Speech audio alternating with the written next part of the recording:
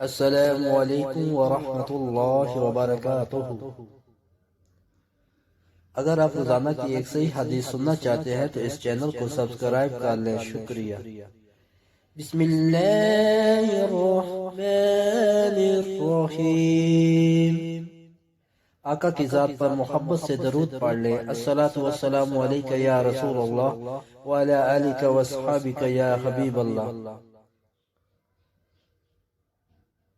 ابو رافع نے حضرت ابو ہریرہ رضی اللہ عنہ سے اور انہوں نے نبی صلی اللہ علیہ وسلم سے روایت کی کہ آپ صلی اللہ علیہ وسلم نے فرمایا، جو شخص جنت میں داخل ہوگا وہ ناز و نام میں ہوگا، کبھی تنگ حال نہ ہوگا، اس کا لباس پرانا ہوگا، نہ اس کی جوانی ڈلے گی۔ حدیث نمبر 7156، صحیح مسلم۔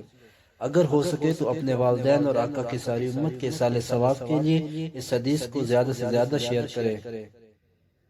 جزاک اللہ خیرہ۔